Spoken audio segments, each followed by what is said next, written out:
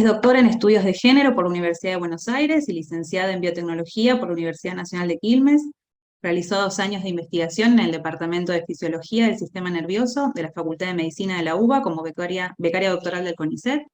Reorientó su trabajo hacia la epistemología feminista, finalizando el doctorado en el Instituto Interdisciplinario de Estudios de Género en la Facultad de Filosofía y Letras de la UBA. Su tesis se centró en el análisis crítico del discurso neurocientífico acerca de la diferencia sexual. Formó parte del Instituto de Investigaciones Filosóficas desde el año 2014 hasta el 2018, y en el año 2017 obtuvo la primera mención del Premio de Bioética, auspiciado por la Fundación Dr. Jaime Roca, por el trabajo titulado El sexo y el género como variables en la investigación biomédica y la práctica clínica. En el año 2019 se incorporó al Centro de Investigaciones y Estudios de Género de la Universidad Nacional Autónoma de México, en el área de género en la ciencia, la tecnología y la innovación. Sus líneas de investigación son la epistemología feminista, la salud mental y la relación mente-cuerpo, epigenética y reinterpretación de las diferencias biológicas en el marco de las normativas de género. Bueno, yo la conozco a Lu por una diplomatura una de las clases que hicimos en la UNSAM, se llamaba Género y Salud en un Mundo Global, y ahí nos contaste un poco de cómo fue empezar tu trabajo en este campo. No sé si querés comentarnos un poco de en qué estabas trabajando y cuál fue el viraje hacia meterte con estos temas que estás trabajando hoy. Sí, Natacha, bueno, primero muchísimas gracias por la invitación, por este espacio, a todos por estar acá compartiendo la actividad. Y bueno, a mí es un gustazo siempre. Y también fue un gustazo la diplo en la UNSAM. Estar ahí estuvo súper bueno porque, claro, era salud y género, así que me interpelaba directamente. Y un poquito lo que conté ahí, y lo que suelo contar, es este cambio que hice en relación a mi investigación doctoral, ¿no? Que arranqué en un laboratorio de neurociencias con una beca de CONICET, renuncié a esa beca y me fui a la Facultad de Filosofía, al Instituto Interdisciplinario de Estudios de Género. Como es interdisciplinario, voy a tener una formación en biotecnología y hacer igualmente el doctorado ahí. El motivo por el cual renuncié, no es uno, son muchos, pero están muy vinculados justo a la manera de encarar nuevamente el proyecto doctoral. Es decir, la idea de hacer una revisión crítica del discurso neurocientífico acerca de la diferencia sexual tiene que ver con básicamente 2 presupuestos con los que lidié durante la carrera, encarné completamente y después me topé en el laboratorio. Y estos presupuestos son, el primero, la idea de dimorfismo sexual, ¿no? La idea de que hay 2 formas biológicas sobre la base de las posibilidades reproductivas. Yo me formé en biotecnología y eso fue lo que me enseñaron toda la carrera. Y la idea es entonces que ciertos atributos vinculados con la reproducción van a implicar o explicar otras formas, otras expresiones o características fisiológicas y biológicas, ¿no? Estos atributos vinculados con la reproducción suelen ser los que llamamos cromosomas sexuales, los niveles de las que también llamamos hormonas sexuales, y ahí me refiero a estrógeno y testosterona, sobre todo, y la genitalidad externa, y el tipo de gónadas, ovarios, testículos. Estos atributos, que están directamente vinculados con la reproducción, se sostiene que además explican otros, incluyendo los cerebros. Y cuando digo los cerebros, no me centro solo a aquellas estructuras vinculadas con la química y la mecánica de la reproducción, como pueden ser el ciclo de ovulación, por ejemplo, ¿no? Y antes también yo, fíjate, cuando hice la tesis hablaba de ciclo de ovulación, eyaculación y erección, y cuando decía eyaculación y erección estaba dando por sentado que hablábamos de personas con pene. Por eso ahora en el libro preciso que las personas que tienen vulva también eyaculan, también tienen erección, el clítoris se erecta, ¿no? Entonces, fíjense que toda esta idea de dimorfismo sexual nos lleva a entender los cuerpos como cualitativamente diferentes. Entonces, estas diferencias que se extenderían a los cerebros, de vuelta, no explicarían solo la química y la mecánica de la reproducción, sino también que implicarían una serie de habilidades cognitivas conductuales. Y esta serie de habilidades cognitivas conductuales, evidentemente, tenían que ver, o se justificaban, o se justifican hoy, con los roles en la reproducción. Entonces, el primer presupuesto era la idea de dimorfismo sexual, incluyendo los cerebros. El segundo presupuesto, y este es un presupuesto que me costó muchísimo más desarraigar y vincular con el de dimorfismo sexual, porque después les voy a contar que están completamente vinculados, es el presupuesto biologicista, y que supone que una característica biológica da cuenta de un estado mental. Es decir, que con la idea de cerebros sexoespecíficos, al mismo tiempo, se asume que un estado cerebral da cuenta de un estado psicológico. Entonces, fíjense que biologicismo era el punto de partida para investigar en ese laboratorio donde yo inicié el doctorado el rol de un receptor de uno de los subtipos de los 14 que hay, creo que son 14, no sé si se descubrieron más, de serotonina. Un neurotransmisor que probablemente ustedes conocen porque es hoy el blanco de los antidepresivos, ¿no? O por lo menos de los antidepresivos más extendidos, que inhiben la recaptación de serotonina. Es decir, que aumentan el tiempo de estos neurotransmisores generando como en la hendidura sináptica, ¿no? Generando conexión entre neuronas. La idea de este neurotransmisor entonces es que se lo vincula con el bienestar, ¿no? Y fíjense que acá ya tenemos un fuerte reduccionismo al decir que un neurotransmisor, serotonina, se vincula con un estado psicológico completo como es el de bienestar. Pero este presupuesto biologicista, sin embargo, estaba muy extendido en el ámbito de los laboratorios que estudian la salud mental. Y a mí me interesaba la salud mental.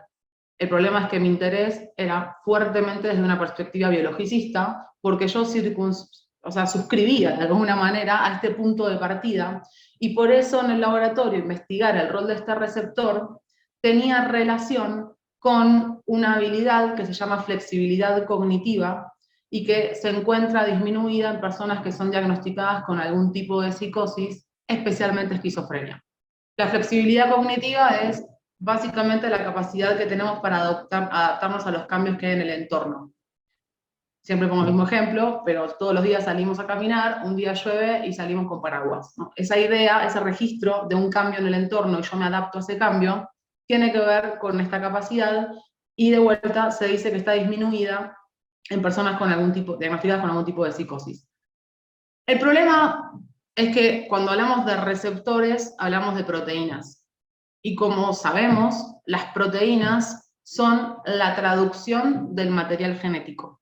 Es decir, que cuando decimos que hay una vinculación entre cómo funciona este receptor y un síntoma asociado directamente con la esquizofrenia, estoy diciendo que pareciera haber una predisposición genética y que tiene que ver con unas fallas en este receptor y que explican la habilidad disminuida en estas personas. O sea que el punto de partida es biologicista, porque asumimos que hay contribuciones genéticas para explicar los llamados desórdenes psiquiátricos. Esto es extensible a todos los ámbitos neuropsiquiátricos, digamos, que tienen modelos de ratones para estudiar ciertos síntomas vinculados con diagnósticos psiquiátricos. Entonces, esa premisa suscribía completamente y dije, ok, cuando voy al laboratorio siempre cuento lo mismo, tengo que armar camadas experimentales y me dicen que solo use machos, que las hembras tienen el rol de engendrar camadas experimentales. Entonces yo digo, ok, pero esto es un problema, estamos haciendo ciencia básica, ¿qué quiere decir? Queremos saber lo que hace este receptor porque no sabemos, pero cuando queremos saber lo que hace, estudiamos el macho como índice de referencia, cuando supuestamente hay un segundo presupuesto, que es el de dimorfismo sexual, y es que hay dos cerebros, y probablemente resulta lógico suponer, al menos, que este receptor puede tener diferentes funciones en machos que en hembras. Esto usando ratones, ¿no? Modelos murinos. Entonces, claro, lo que me explica mi jefa, y que no es un caso individual, no es para prender fuego a mi jefa, aunque no sé, yo creo que no le caigo bien a esta altura, para nada, pero no importa. Ella me dice, ok, pero lo que pasa es que las hembras introducen una variable más. ¿Qué quiere decir? La fluctuación de las hormonas vinculadas con el ciclo de ovulación, ¿no? Y básicamente, si un estudio no está orientado a estudiar específicamente qué pasa con las fluctuaciones hormonales, esas fluctuaciones hormonales operan como ruido, es decir, complejizan el estudio, eso no interesa saberlo, entonces la manera de desligarnos de eso es omitir la variable y para eso omitir las hembras. Claro, después entendí que en realidad esa omisión que parece muy trivial, y vos decís, ok, acá estamos haciendo ciencia mal, salvo que no haya dos cerebros, y esa es la segunda parte de la historia, pero primero dije, esto no es una simplificación, porque no vamos a llegar al mismo resultado por un camino más corto, estamos negando una parte de la población que es objeto de estudio. Entonces, claro, después entendí que en realidad el macho como índice de referencia tiene sentido porque el macho es esa complejidad que contiene a toda la especie. La hembra, en tanto desvío y ser más sencillo y simple, puede ser comprendida si se comprende el macho, que es el organismo complejo. Esto vino después, ¿no? En ese momento yo solo dije, ok, quizás no hay dos cerebros. Y quizás la teoría está como anacrónica, me crié en la carrera de esta manera, y hoy se sabe que las variables no habilitan a clasificar los cerebros de acuerdo a las posibilidades reproductivas. Ahí fue cuando voy a PubMed, que es la base de datos biomédicas más grandes, con las revistas de alto impacto, o sea, más importantes, como Nature y Science, y lo que empiezo a buscar ahí es cerebros y diferencias de sexo, entendiendo sexo como estas propiedades vinculadas con la reproducción. Y ahí encuentro que hay una batería de investigaciones donde evidentemente se asumía que existían dos cerebros, y estos dos cerebros explicaban lo que antes comenté, una serie de habilidades cognitivas conductuales que se le daba el título de sexo específico. Y estas habilidades tenían que ver, y conductas tenían que ver con habilidades que se llaman visoespaciales, y las habilidades visoespaciales son básicamente cómo leemos la información que viene del espacio, del entorno, para movernos. Tiene que ver con lo que se llama navegación, y está muy vinculada en esta habilidad de la capacidad de abstracción. Podríamos decir que las habilidades visoespaciales las necesitamos para saber dónde dejamos estacionado el auto, para si en la vida cotidiana trepan montañas, para trepar montañas, no es mi caso, y también para ciertas ocupaciones como por ejemplo la química orgánica, ¿no? Las ingenierías. Y fíjense que curiosamente este discurso neurocientífico decía que estas habilidades estaban optimizadas en los cerebros de los cisvarones, en los cerebros de las personas que tenían pene. Otra habilidad que también estaba caracterizada, y sigue hoy, ¿no?, como sexo específica, era la fluidez verbal, que básicamente es hablar mucho, ¿no? Como que le pusieron una complejidad ahí para que suene un poquito top, pero en realidad es el cerebro de las cis mujeres está optimizado para hablar. Ahí yo entré en una contradicción, ¿no? Porque en primer lugar estaba en un espacio donde me decían que mi cerebro no estaba hecho para estar ahí, o tenía que dar cuenta de un cerebro masculinizado. Y después efectivamente vi que otra serie de conductas explicadas por esta diferenciación cerebral era la orientación sexual. Entonces, claro, como soy lesbiana, dije, ok, todo me cierra, entonces tengo un cerebro masculino y puedo hacer buena ciencia. Eso podía ser como completamente coherente con una lectura biologicista. Pero lo que me pasó ahí es que la experiencia de la sexualidad tenía muy en claro que no era algo prenatal y que no estaba definido por los niveles de testosterona. Y eso, esa experiencia subjetiva hizo que yo revise el presupuesto biologicista para entender la salud mental. Fíjense que viene esta trayectoria vital de decir, ok, me enuncio lesbiana, pero tengo un pasado heterosexual, y la verdad es que lo re disfruté, pero mi deseo cambió por ser una trayectoria vital, tener un conjunto de experiencias. Este sujeto de deseo ya no lo es más, se desplazó, tiene un montón de explicaciones, y de ninguna manera tengo una narrativa donde voy a la infancia para dar cuenta de una suerte de esencialismo para entender mi sexualidad, ¿no? Entonces, este contraste fue el que a mí me hizo dudar del presupuesto biologicista en el ámbito de la salud mental, aunado a que en ese momento yo militaba en el Borda, en el Hospital Borda, en una organización civil que se llama Cooperanza, no sé si la conocen, pero Cooperanza es una organización civil que de hecho es de donde sale la colifata. La radio de la Colifata era un taller de radio en Cooperanza, pero como pegó tanto éxito, se hizo independiente y aparte de la Colifata, y ahí también hubo una división de tareas y una división de muchachos, ¿no? En la Colifata iba el loco lindo, estaba toda la cámara ahí puesta, este loco muy de Hollywood, en el sentido muy exagerado de muchachos que eran personas que estaban de buen humor, que por ahí tenían algún contacto social con afectos, y era los mejores en el sentido anímico, ¿no? Y Cooperanza trabajaba con los muchachos que eran el último orejón del tarro del neuropsiquiátrico, ¿no? Y ahí lo que teníamos era condiciones infrahumanas, obvio, cualquier persona que ayuda al borda lo sabe, gente que no tiene ropa, que camina descalza, mala alimentación, tejido familiar roto, y la intervención era en psicología comunitaria. Había una fuerte escuela ahí de Alfredo Moffat que estaba laburando en el taller, en Cooperanza. La cuestión era que yo decía, estoy trabajando, suponiendo o asumiendo que hay una contribución o una predisposición genética para explicar especialmente la esquizofrenia, cuando en el borda la mayor parte de los muchachos están diagnosticados con algún tipo de psicóticos en general, ¿no? Con algún tipo de psicosis, sobre todo esquizofrenia, y lo que veo ahí es una fuerte ruptura de coherencia, porque todo bien si hay contribución genética o no, pero en este lugar, en este contexto, no es el factor fundamental para explicar este estado, ¿no? Porque veía que ese estado era un estado completamente de soledad, completamente de tristeza, que no había una narrativa del loco lindo y las alucinaciones auditivas mágicas, ¿no? Había ahí un estado de complejidad y que el hilo conductor era básicamente abandono de persona. Entonces, todo ese conjunto de cosas hizo que, en vez de seguir en ese laboratorio, tengo una crisis, básicamente, licencia psiquiátrica, porque me quedé dura, o sea, me congelé, mi cuerpo no resistió más la situación y la tensión, y tuve una fuerte crisis emocional, y esa renuncia hizo que después me replanteé este proyecto doctoral. En el camino laburé docente en escuelas secundarias en el conurbano, yo soy de Avellaneda, Wilde, entonces laburé en los colegios de Wilde, como docente de química, fisicoquímica, etc.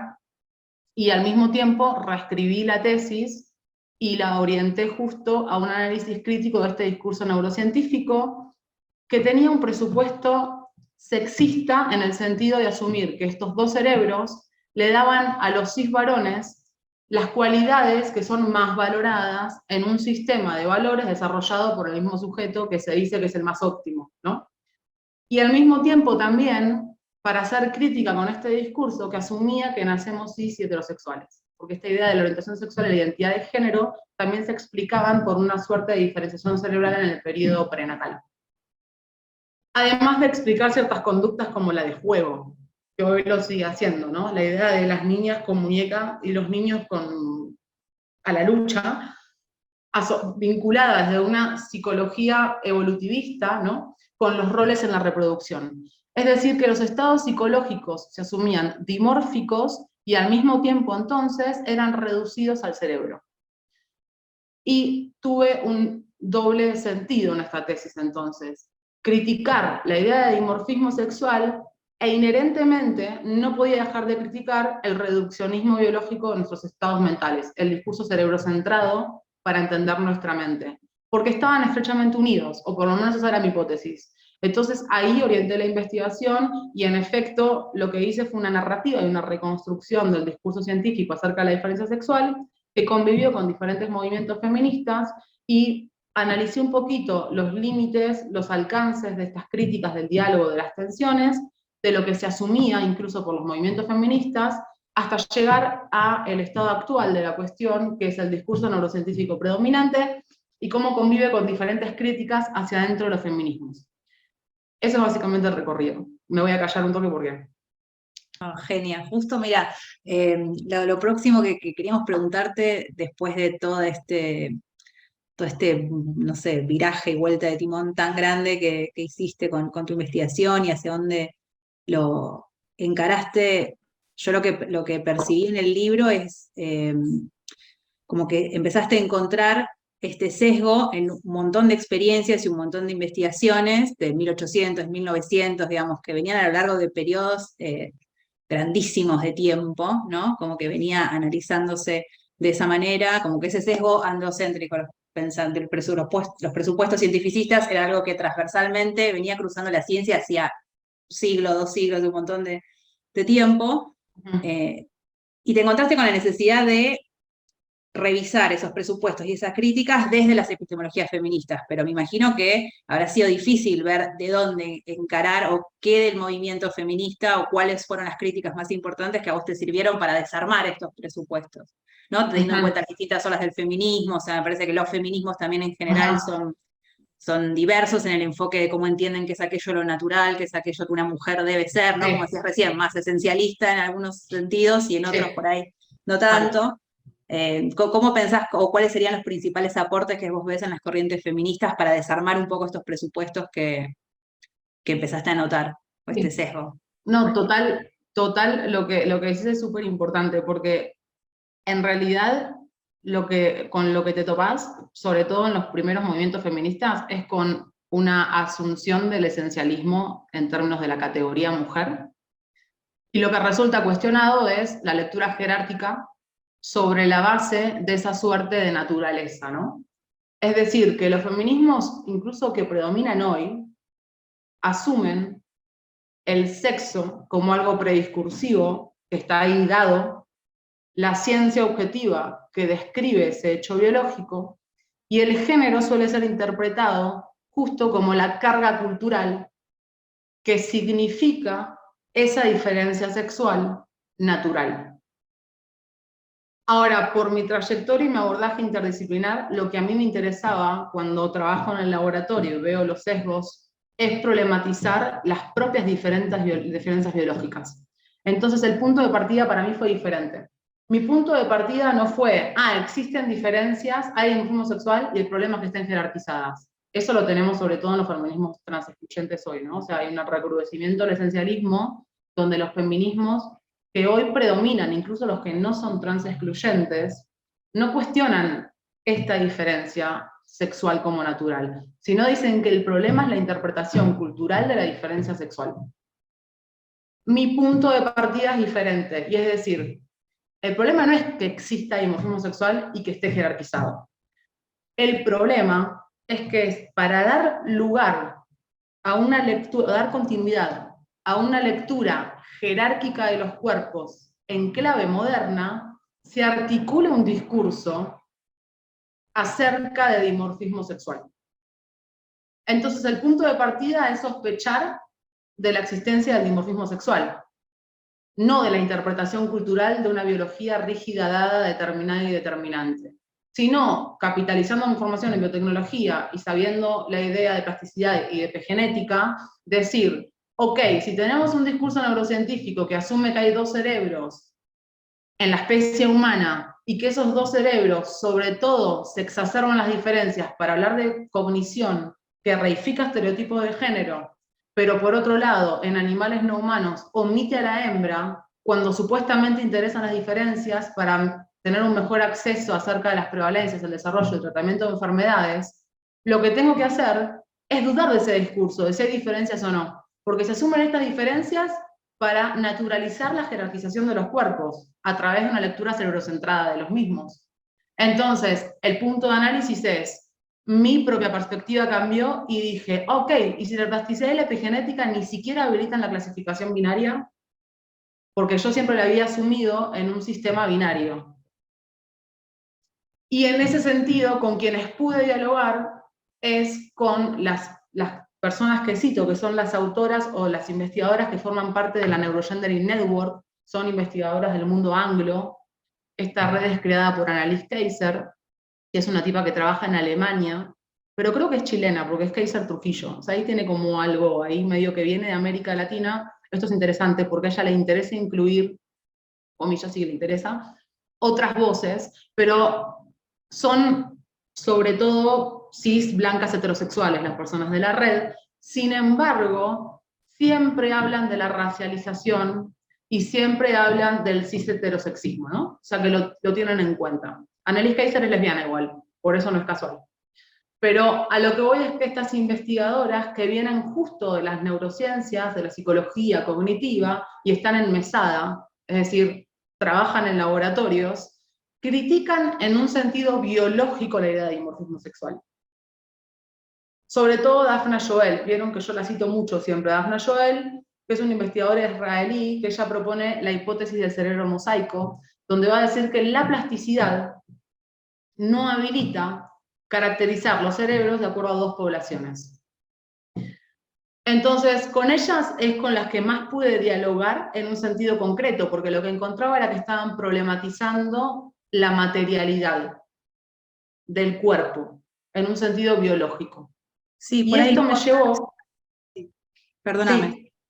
Sí, sí, No, por ahí decir dos palabras de la epigenética como para que podamos todos seguirte en el sí, razonamiento de lo que estás sí, contando.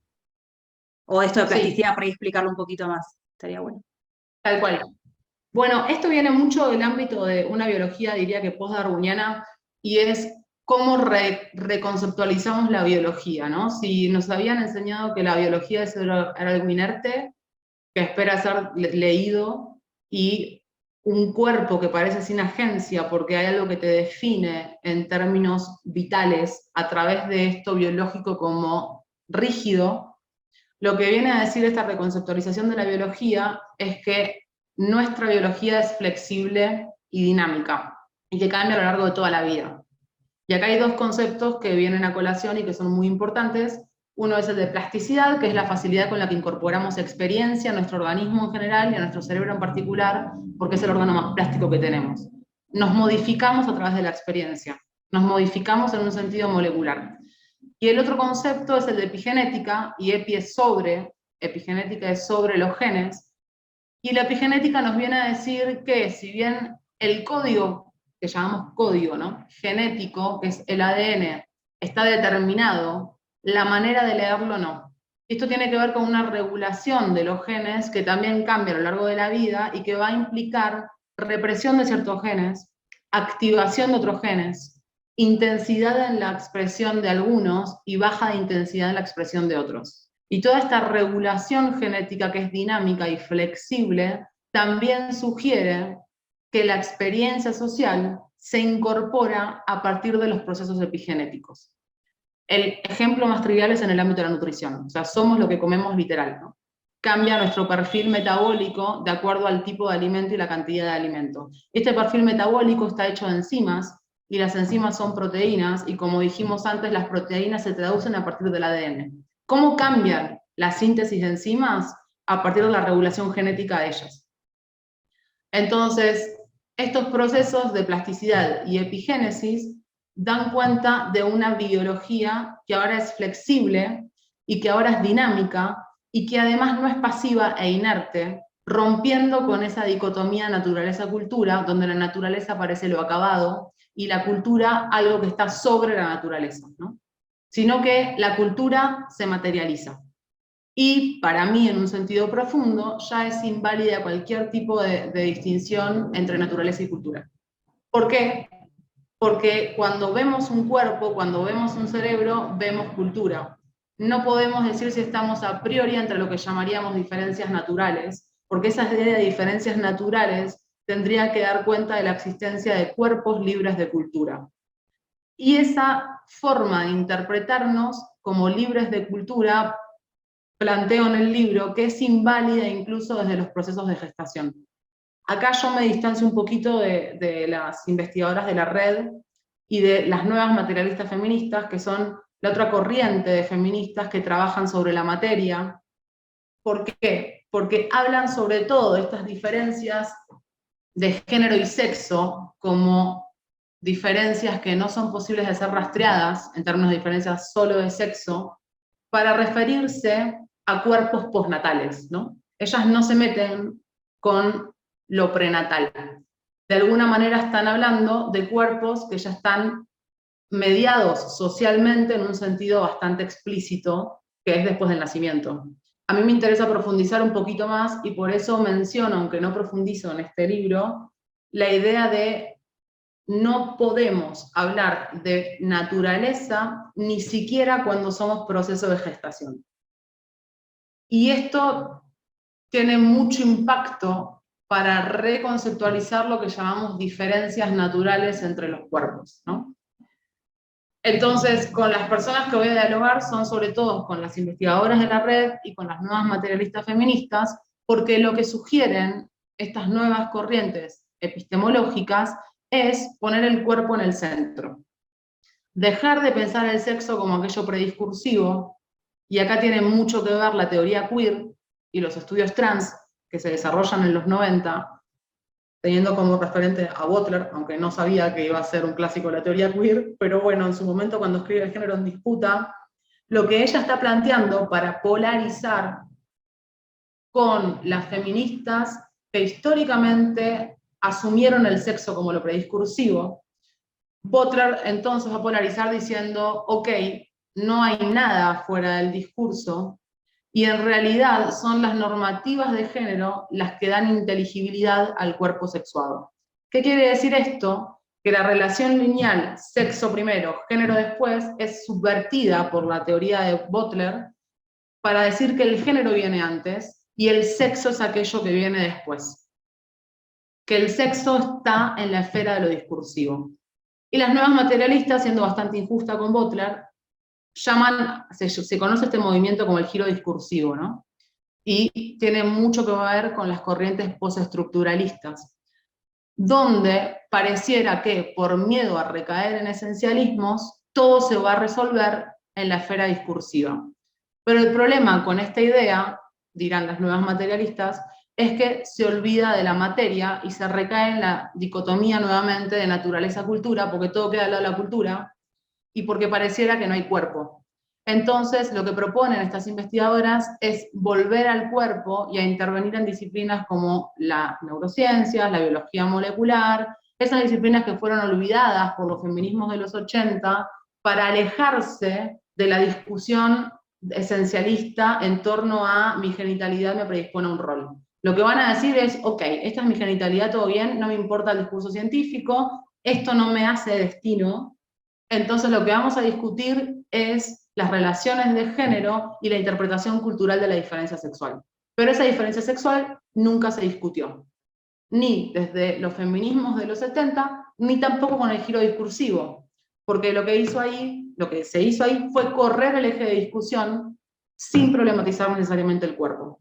Entonces, las nuevas materialistas van a proponer que ni sexo antecede género, ni género antecede al sexo, sino que hay una suerte de coproducción, donde sexo y género dialogan de manera indisociable. Y esto se proyecta en los cerebros incluso, porque si hablamos de diferencias, si se encontraran entre cisvarones y cismujeres, estas diferencias tienen que llamarse de sexo-género, porque no podemos dar cuenta que se deban al sexo, que se deban al género, que sean causa o consecuencia. Esta es la idea fundamental. Entonces, son las corrientes epistémicas, o epistemológicas mejor dicho, que van a suponer una nueva forma de reconceptualizar las diferencias que hoy se observan entre cisvarones y cismujeres, sobre todo en los cerebros. También hay algo de trabajo en el área de la farmacología. Menos en el ámbito cardíaco, pero también ahí. Son las áreas como... La paradigmática son las neurociencias, pero son las áreas como más tocadas, ¿no? Por estas nuevas perspectivas de la biología y de entender la diferencia sexual. Entonces, mi mayor diálogo es con ellas, sin embargo, no soy butleriana, pero me parece fundamental su trabajo. No considero que las nuevas materialistas sean una superación de nada, simplemente que aportan ciertas herramientas que tienen sentido en una historia crítica con los presupuestos androcéntricos. Y por androcéntricos me refiero a la mirada cis blanca, masculina, adulta, propietaria, heterosexual y occidental, ¿no? Entonces, también fue fundamental el trabajo de epistemólogas feministas clásicas como Evelyn Fox Keller, como Sandra Harding, como Helen Longino, que una puede no estar de acuerdo o sí, pero el trabajo que tienen es fundamental justo para cuestionar los valores por autonomía considerados fundamentales para hacer buena ciencia, los de objetividad, neutralidad y universalidad. Y acá, evidentemente, quien es fundamental y que yo amo mucho es Donna Haraway, y que de hecho las nuevas materialistas tienen como una de las referentes a Donna Haraway también a Rosy Braidotti, su idea del poshumanismo, que no sé si la ubican, y también a Bruno Latour, que es un sociólogo de la ciencia, y que es muy importante para discutir esta idea de objetividad, neutralidad y universalidad, ¿no? Donna Haraway es para mí la referente en discutir la falsa dicotomía entre discurso y materia, que es básicamente lo que nos están diciendo las nuevas materialistas, ¿no? Es que está el discurso de género por un lado y la materia cuerpo por otro, ¿no? Hablamos entonces de materialidades semióticas. Y de vuelta, tampoco las nuevas materialistas, si somos críticas, dicen algo como completamente nuevo y que no se haya dicho en otras disciplinas. Lo que pasa es que es nuevo en estas, que tienen que ver con los estudios de género y la epistemología feminista. Pero muchas de las ideas que tienen que ver con criticar el cerebrocentrismo, porque ellas sí critican la idea de que el cerebro es nuestra mente, y abonan por la idea de la mente en un sentido fenomenológico, como nuestro cuerpo acoplado al mundo, justamente vienen de corrientes postcognitivistas muy linkeadas con la fenomenología. Esto para decir que este giro ontológico, así se llama, ¿no? Estas nuevas corrientes, no nace de las autoras anglosajonas feministas y tampoco sería posible sin toda la tradición de epistemólogas feministas que vinieron atrás, ¿no? Lo digo porque hay una discusión muy fuerte ahí entre nuevas materialistas y postestructuralistas que me parece bastante vacua. Pero ahí hay como Sarah Ahmed, que no sé si la conocen, ella hizo un libro que ya es un clásico que se llama La política cultural de las emociones, creo que es un clásico. Y Sarah Ahmed critica mucho a las nuevas materialistas porque ella es baudeleriana y es del palo del giro discursivo, ¿no? Mucha gente de sociología está en esta onda del giro discursivo y hay una tensión, que a mí me parece que esa tensión tiene que ver con una falta de capacidad que todos tenemos para reconocer las trayectorias en todos los ámbitos y las corrientes que nos sirven para generar nuevas hipótesis e ideas, ¿no? Y en este sentido diría, hasta incluso el esencialismo básico y nefasto de las TERF nos sirven para repensar en torno al cuerpo, la sexualidad y el género, no para dudar de lo que estamos diciendo, que es que no hay una suerte de biología que explique quién soy y cómo estoy en el mundo, sino para elaborar nuevos argumentos, para ver otras disciplinas y para entender cómo se da esta tradición de pensamiento que es preocupante, pero que evidentemente tiene calada, ¿no? Evidentemente pega, y acá nos pone en un plano bastante existencial de pensar en la biología como una suerte de anclaje, a mí me gusta decirle certeza biológica, que nos exime de responsabilidad de quiénes somos y cómo somos. Y acá tenemos que pensar en estas suertes de discursos auge en el contexto neoliberal, donde pareciera que lo que soy es un estado interno individual. Y ese estado interno individual, si lo fundamos en esencialismos, explica la suerte homogénea de experiencia y donde pareciera que es hábil, o sea, que es plausible hablar de la categoría mujer como un universal. Algo que ya venía muy problematizado en los 70, sobre todo de los feminismos negros y lésbicos que criticaron el feminismo blanco, cis heterosexual. Entonces, ¿con quiénes dialogo? Para cerrar, sobre todo con autoras lesbianas, como Monique Wittig, que en su línea francesa de los 80, ella habla del ser mujer como un contrato heterosexual, y entonces su emblemática frase, las lesbianas no somos mujeres. Butler, que bebe mucho de Wittig, evidentemente, que tiene un peso ahí fuerte, de epistemólogas feministas clásicas que sirven para discutir la autoridad epistémica, que históricamente fue la ciencia blanca masculina, y también de estas autoras que intervienen en lo que es mi interés, porque también intervengo de esa manera, en la producción de conocimiento biomédico para problematizar la materialidad del cuerpo. Entonces hay un abordaje interdisciplinar que es histórico, ¿no? Y que convive y coexiste todo al mismo tiempo, no es que hay superación epistémica. Yo creo que eso es falso. La superación epistémica no existe. O sea, hay tensiones, hay discusiones, y por supuesto hay teorías que hoy quedan invalidadas, pero que nadie dude que en 100 años pueden volver a cuento y ser legitimadas nuevamente, digamos. Entonces hay consensos intersubjetivos para validar ciertas teorías de conocimiento, pero no son ni ahistóricos ni transculturales. Y en ese sentido, digamos, los diálogos contextuales son siempre multidisciplinares. Buenísimo. No sé si alguien tiene ganas de preguntar algo, hacer algún comentario a Lu o lo que estamos charlando. Hola Lu, ¿cómo estás? Bueno.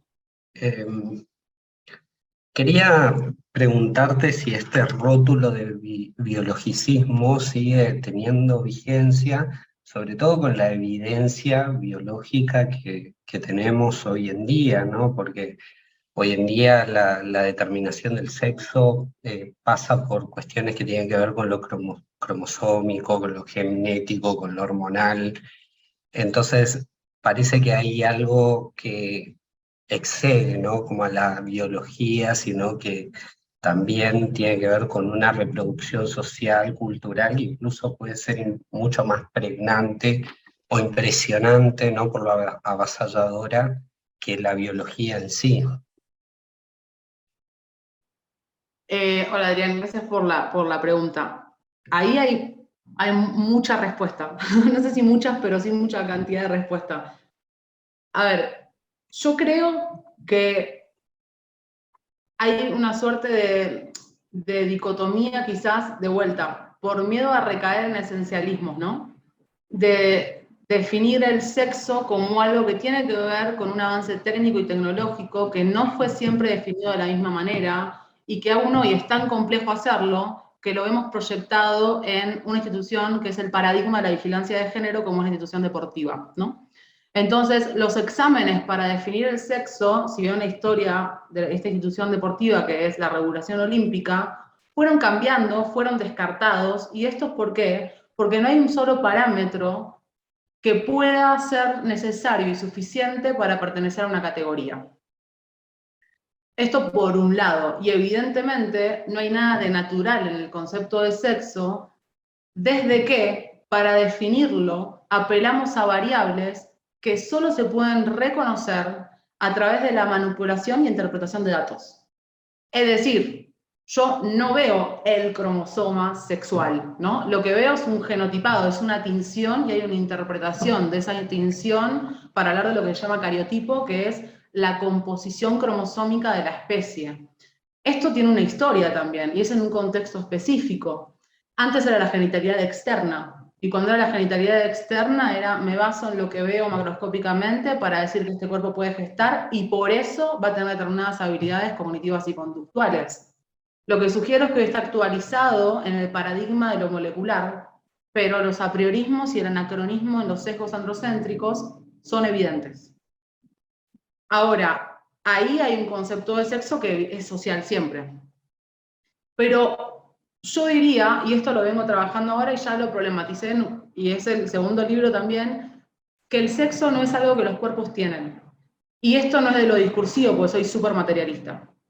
Entonces, ahí hay una complejidad que no nos vamos a meter ahora, pero la idea de sexo en sí misma nada nos dice de las variables de un cuerpo a partir de su genitalidad externa. Esto es un problema en el ámbito biomédico y en este libro sí hago un guiño a decir que la noción de sexo siempre tuvo como sentido una conexión causal entre cierto parámetro biológico y el comportamiento.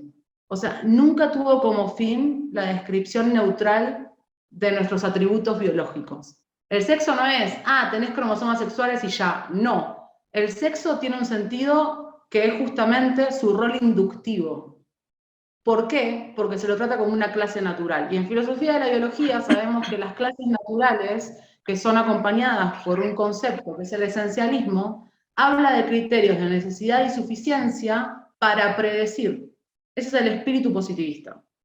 Entonces, de ninguna manera esas descripciones son neutrales. Y desde que no son neutrales, habría que replantearnos si son definiciones válidas para referirnos a los cuerpos, cuando en realidad incluso operan como obstáculos para acceder a una mejor comprensión realmente de la prevalencia, el desarrollo y el tratamiento de enfermedades. Entonces, ahí hay muchas cuestiones, porque la categoría sexo termina siendo un término paraguas impreciso que encierra un montón de variables y que no necesariamente presentan, entre comillas, coherencia interna. ¿Qué quiere decir? Que a partir de una genitalidad externa vos no podés adivinar o saber con certeza mis concentraciones de testosterona, por ejemplo. Entonces, si a vos te interesa para un estudio biomédico saber las concentraciones de testosterona, medílas directamente. No las aproximes a partir de una clasificación genital, que supuestamente vendría a ser dimórfica, porque los cuerpos intersex son considerados desvíos bajo este paradigma, ¿no? Y entonces acá tenemos la palabra esencialismo, que es diferente a la de biologicismo. Esto también lo defino en el libro, porque yo el concepto de biologicismo que uso lo defino de manera muy personal. ¿Por qué? Porque está tan vigente que lo que sostengo es que las lecturas de las nuevas materialistas también son biologicistas. ¿Por qué? Porque mi definición de biologicismo es que una reconfiguración biológica sea rígida, definida prenatal, sea postnatal, adquirida, irreversible, no me importa, pero la idea es que esa reconfiguración biológica es suficiente para explicar un estado psicológico. Y no me importa si se trata solo del cerebro, puede implicar el cuerpo, no me importa. El problema es pensar que yo veo un dato biológico y puedo adivinar el estado emocional de alguien. Y eso es algo que incluso en mi perspectiva o el análisis que hago, reproducen las nuevas materialistas. Incluso. Entonces está tan anclado y tan vigente que de hecho, por eso problematizo la necesidad de estudiar la relación mente-cuerpo desde los estudios de género. Porque si algo hace la fenomenología es hablar de la mente en un sentido del cuerpo en el mundo, pero no precisar la cualidad de nuestros estados psicológicos. Y con esto no estoy recayendo en un dualismo cartesiano. Entonces, mi ocupación ahora básicamente es, sin caer en dualismos, una reinterpretación de los estados psicológicos que tampoco recaigan de lecturas reduccionistas, ¿no? Gracias, Lu. Lilian, No, ¿vos vos, querés Ariana. decir algo? Eh, sí, bueno, buenas tardes. Interesantísimo la presentación. Eh, me pasaron este link, yo soy bioticista farmacéutica, me hace repensar muchísimas cosas. Eh, y mi pregunta, que también fue respondida un poco en tu última respuesta, es acerca de los ensayos clínicos, es decir, los ensayos donde participan personas como sujetos de investigación. Para la biología ya no hay duda, ¿no es cierto?, eh, de que el mensaje del ADN no es estricto, digamos que puede ir cambiando, que hay algo random, y la epigenética es un hecho. Cuando se hacen los criterios de inclusión y de exclusión para un ensayo clínico, es decir, la selección de las personas, que fundamentalmente tiene que estar repartida por una cuestión de justicia, ¿no es cierto?, entre las cargas y los beneficios, pero también va hacia que sea el resultado una ciencia bien dura, ¿no es cierto?, para que los resultados puedan ser extrapolables. Esto no se tiene en cuenta, digamos, es femenino, por lo menos yo que me dedico mucho a los ensayos clínicos, así como se ve farmacogenómica y ensayos a, digamos, a futuro, más allá del que se está tratando en el momento, no se tiene en cuenta esta cuestión, eh,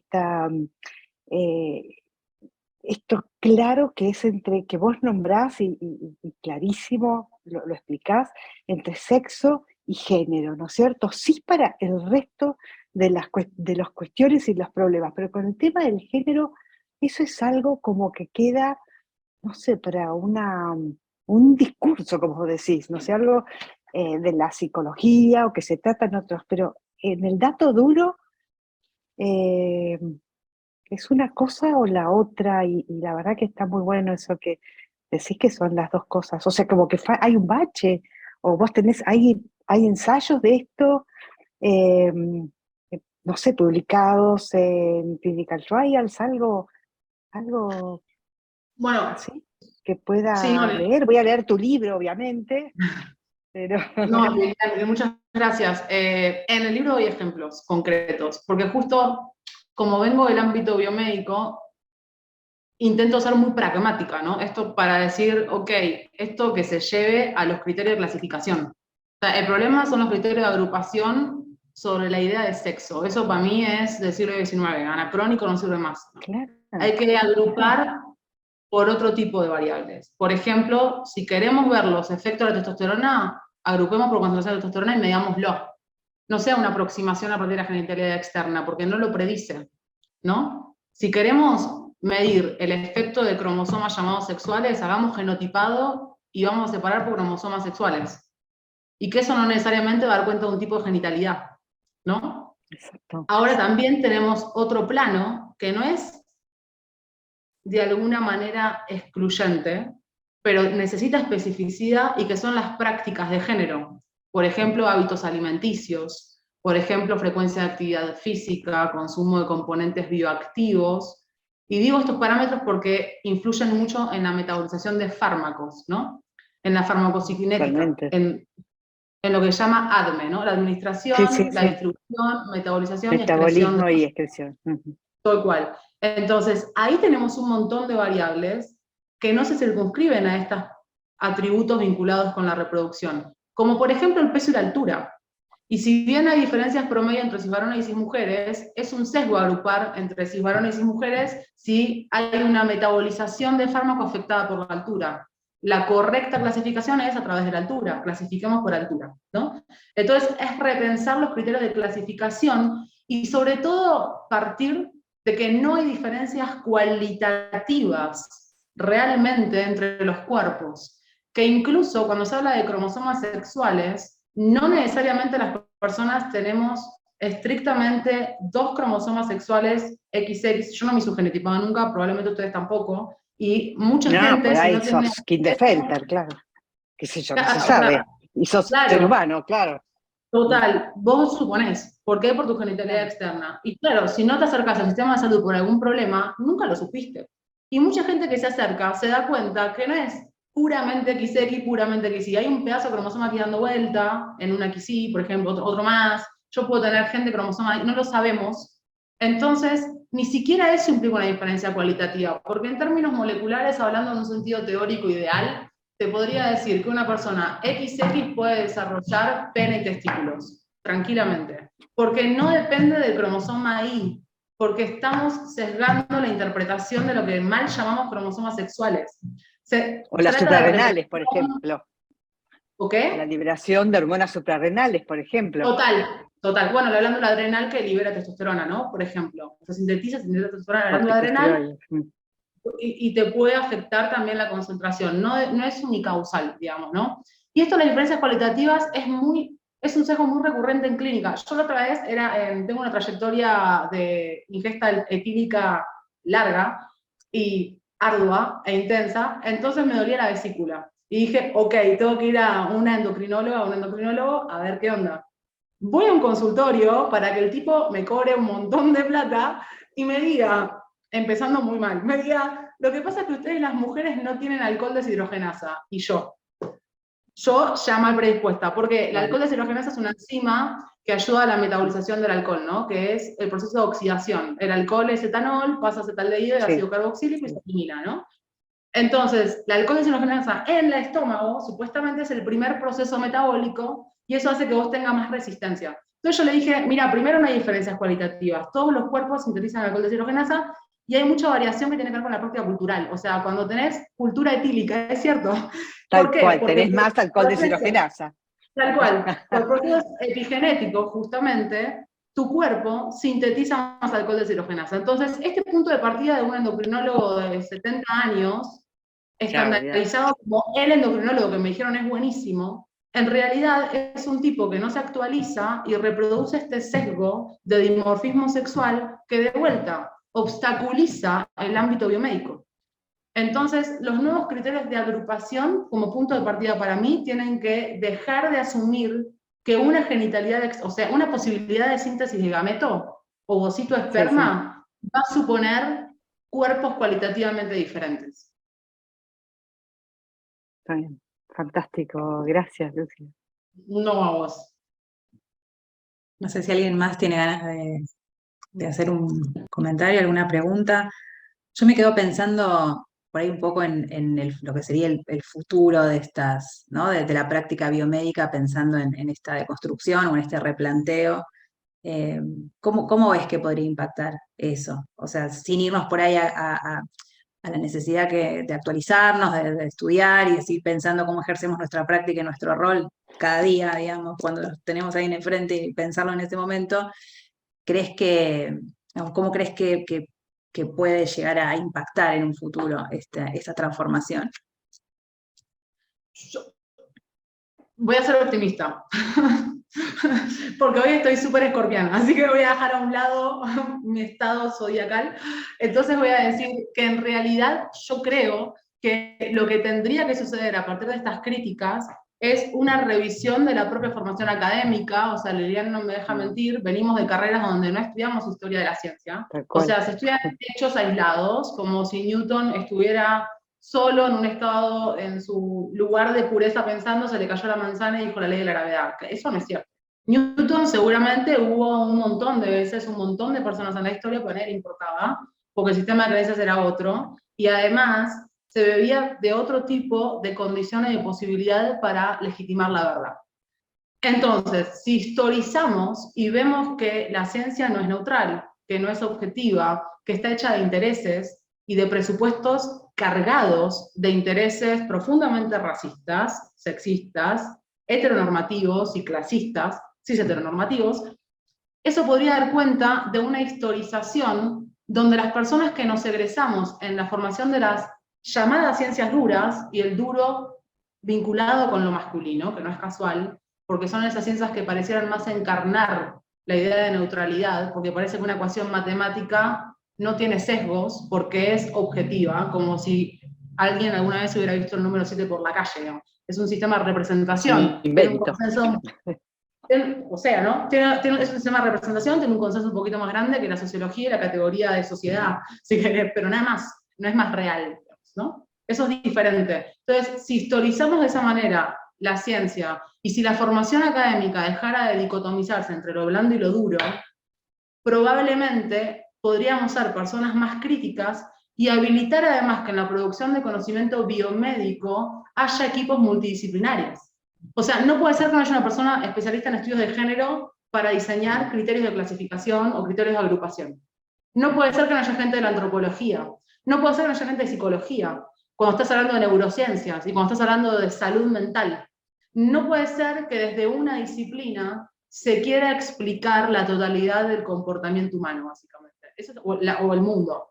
Básicamente, que no haya interdisciplina es el mayor sesgo. Entonces, el futuro que veo, si esto tiene calada, es esta suerte de equipos multidisciplinarios y que van a tener que tener, sobre todo, van a ser el resultado de una formación académica donde hagamos historia de la ciencia. Creo que nos falta mucha historia de la ciencia y mucha filosofía de la ciencia, porque si no pareciera que desde las personas que tienen una formación académica en las mal llamadas ciencias blandas, hay una especie de inmunización de las exactas y naturales por un lenguaje críptico, disfrazado en estadística, que sugeriría que no hay errores.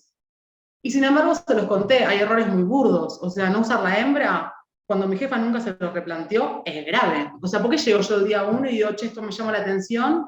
Y ella es directora del laboratorio y lo hizo toda la carrera. Evidentemente no tiene que ver con que hay una comunidad científica planeando y conspirando el mal, sino que lo que tenemos es una reproducción de este sistema de valores hecho para respaldar y legitimar la mirada cis masculina, blanca, heterosexual y adulta, ¿no? Entonces, si no podemos problematizar este sistema de valores, tenemos un problema para todas las áreas y las disciplinas científicas. Porque también se reproduce la dicotomía naturaleza-cultura cuando solo nos quedamos en el discurso y no vemos cómo dialoga con el cuerpo. Entonces, el abordaje interdisciplinar tiene que ser en todas las disciplinas, en todas las áreas, digamos. En sociología también tiene que haber gente de biología, yo creo. ¿No? No porque soy sociobióloga, no porque soy esencialista, sino porque justamente tenemos que entender cómo ciertos contextos sociales pueden expresarse biológicamente y pueden dar cuenta de una forma de enfermar, por ejemplo.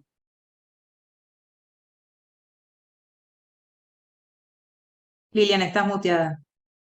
Estaba pensando en este concepto que surge, ¿no es cierto?, con el nacimiento de la ciencia moderna, con Descartes, sobre empezar a pensar la idea de la ciencia como una superestructura donde no se la discute, ¿no es cierto?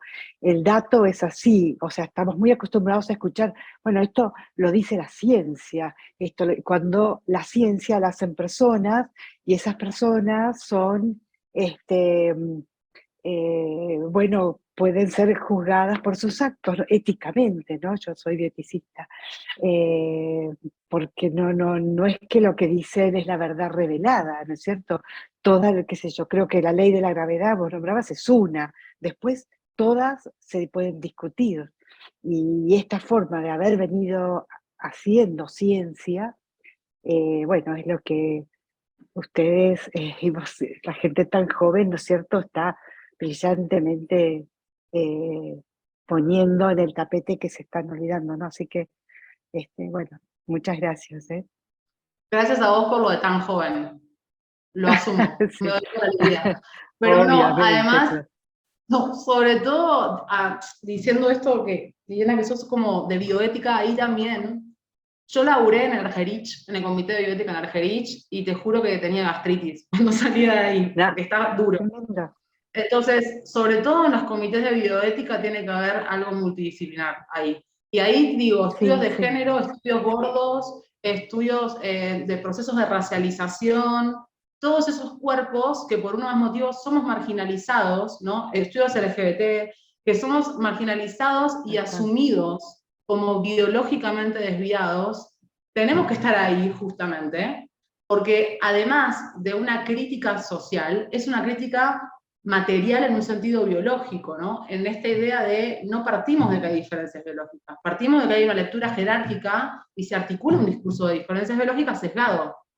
Entonces, Tremendo. esa multidisciplina es donde más se tiene que ver en estos contextos, ¿no? Como un montón. Sí. Bueno, Sí, Adri, vos adelante. querías decir algo. Sí, que recuperar la idea de Lu, y yo que me dedico a la enseñanza de la investigación y la metodología, cuando presentamos a la ciencia como una práctica social, es realmente muy difícil instalar esa idea en las primeras clases y por delante, cuando al final de la cursada, después de todo el recorrido y de ver la lógica que está detrás de todo proceso científico y las articulaciones con las áreas de la vida, un proceso vital realmente, siguen asociándolo como, o mejor dicho, siguen asociándolo con la estadística, ¿no? Como este proceso tan fuerte. Y creo que también acá hay un trabajo de las metodologías cualitativas, que también tiene que ser puesto en valor, porque siempre vamos, ¿no? Quienes por ahí tenemos un enfoque más cualitativo, entre comillas, cualitativo y cuantitativo, porque adhiero completamente a la reunión o a esta cuestión no dicotómica, de justamente tener que siempre estar justificando a la luz del modelo cuantitativo. Entonces tenemos que hacer todo el esfuerzo para orientar la investigación hacia un modelo que se acerque, o sea, lo más parecido a, ¿no? Como si no alcanzara nunca. Entonces eso también fuerza y deja ver todo lo que queda por delante desde lo que tiene que ver o viene del área de la investigación, ¿no? Y sobre todo en psicología, donde, bueno, los discursos sobre la conducta, la biología y demás empiezan a tomar cada vez más fuerza, ¿no? Eso es importante decirlo también. Sin alguna crítica clara, ¿no? Como, no, ahora esto es más efectivo, esto es más eficaz, como viene de la medicina basada en la evidencia, entonces esto, ¿no? Y son paradigmas que uno diría ya habían quedado olvidados, ¿no? Retornan, y ahí vuelvo a lo que habías dicho al inicio. Muy interesante. No, y fíjate, Adrián, que por ahí incluso te sirve de argumento para resistir, digamos, a esta idea de las ciencias de la verdad, ¿no? Por el régimen estadístico. Que lo cínico es que, y esto lo subrayo siempre, los estudios neurocientíficos en general son con 40 personas, o con animales son 20 animales. O sea, el problema no es la cantidad ahí, el problema es lo que están viendo, y pareciera que la biología es algo por fuera de la cultura. Ese es el punto de partida diferente. Porque vos ves a cualquier persona de sociología que se entera de eso, o de historia, Dora Barrancos, ponerle, cuando leyó el libro, se agarraba la cabeza diciendo, yo llego a hacer una conclusión universal, usando, es historiadora, ¿no? Usando 40 personas, y evidentemente en sociología me lo tiran a la basura. Digo, claro, porque el problema es el punto de partida. Vos cuando hablas en sociología de metodología, que es cualitativa, ¿por qué? Porque hablas de entrevistas en profundidad a personas que son subjetividad. Ahora, pareciera que la subjetividad no permea molecularmente, hay una decisión. Entonces, si vos estudiás 20 personas, aunque sean 20, pero les mirás el cerebro, y el cerebro parece ser la verdad ahí por fuera de la práctica social, es suficiente para una conclusión universal. Entonces, el criterio de universalidad no se basa en la cantidad, sino sobre todo en la calidad de lo que estás planteando. Y es esta suerte de estudiar por fuera de la dinámica social. Porque lo social es evidentemente cambiante, pero lo que no se enfatiza como evidentemente cambiante al mismo ritmo que lo social es lo biológico. Y ese es el problema de una lectura esencialista del cuerpo. Tanto si pensamos el sexo como lo prediscursivo, o tanto si lo pensamos como un efecto discursivo meramente. Porque no está en juego el cuerpo en tanto cambio, en tanto dinámica biológica.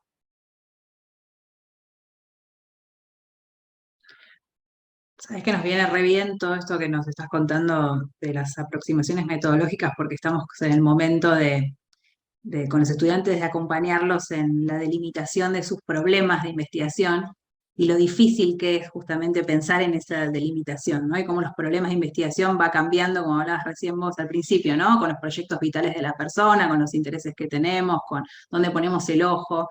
Y si tuvieras por ahí, volviendo un poquito al libro, que elegir qué capítulo te gustó más, cuál te dio más placer hacerlo, cuál, no sé, sentiste que fluyó con mayor facilidad en la escritura, ¿cuál sería? Yo te diría que la introducción. La introducción porque dio cuenta del libro terminado y que tenía sentido. Entonces es como que me permitió pensar en cosas que no había pensado, ¿no? Cuando estás queriendo decir lo que vas a decir. Y las conclusiones al mismo tiempo también, porque las hice a la par, introducción y conclusiones. Porque es como el proceso, ¿no? Como que estás haciendo los capítulos y volvés a explicar lo que hiciste, y al mismo tiempo el explicar lo que hiciste te traza una nueva genealogía y otras nuevas inquietudes que desembocan en otras conclusiones. Entonces, para mí, introducción y conclusión fueron súper nutritivas. Y dieron pie a un segundo libro que ya lo tengo, pero digamos, lo estoy reescribiendo porque lo tengo en forma de artículo. Pero que tiene sentido por eso, ¿no? Por este proceso de introducción-conclusión.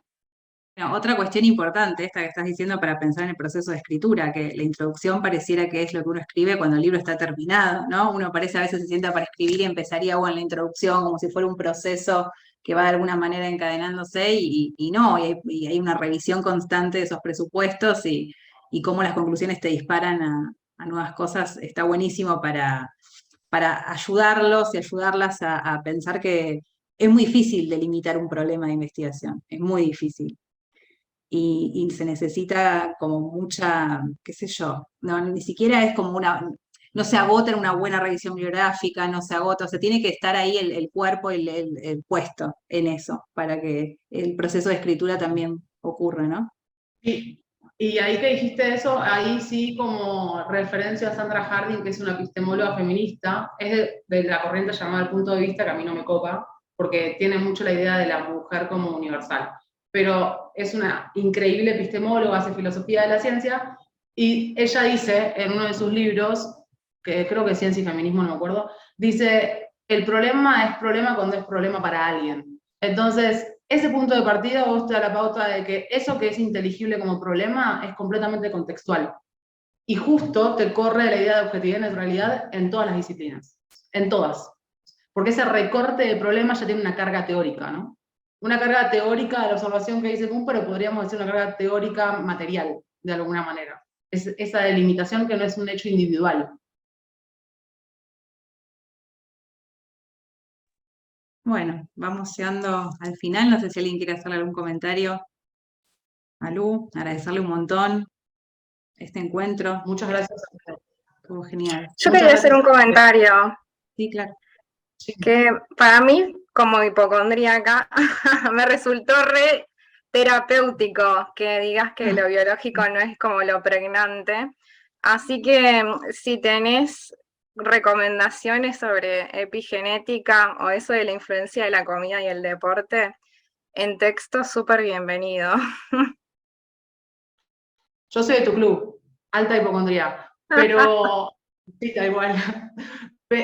Mira, justo ahora tengo 2 textos sobre deporte, que de hecho el segundo libro va a ser un poco de eso, de las diferencias biológicas pensadas promedio entre varones y mujeres pensadas como naturales, cuestionar todo tipo de natural, ¿no?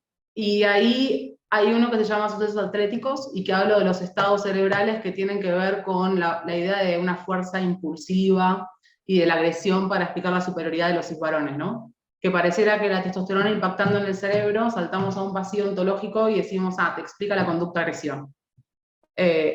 Y hay otro que tiene que ver justo de deporte también, que ese es un poquito más biológico, pero sí trató mucho el tema del estrés y de cómo puede afectar el desarrollo muscular y la densidad ósea, que serían parámetros que diferenciarían a varones y mujeres y explicaría la superioridad atlética masculina. Lo corro de lo natural y veo cómo se interrelaciona con el estrés, con una molécula que se llama cortisol y que puede afectar, y cómo ese tejido social da cuenta de expresiones biológicas generizadas en el ámbito deportivo. Gracias. No, a vos, están en academia.edu. Sí, les recomendamos el libro un montón. Está súper interesante para leerlo por todas las experiencias que Lu va contando, investigaciones con la cronometría al principio en el 1800 para comparar, ¿no?, los cerebros de las mujeres y de los varones y cómo ya ese sesgo aparecía ahí incluso en esas experiencias tan iniciales de las diferencias anatómicas. Hace un relevamiento histórico de todos estos hechos, ¿no?, de que terminan siendo después transformadas en verdades tecnocientíficas y biomédicas con una injerencia muy grande en lo que son las prácticas de todos nosotros, así que está genial que lo recuperen. Bueno, muchísimas gracias Natacha por la invitación y muchas gracias a todos por el diálogo. Un placer tenerte en la práctica. Bueno, un Bueno. abrazo, estamos en contacto, cualquier cosita nos comunicamos.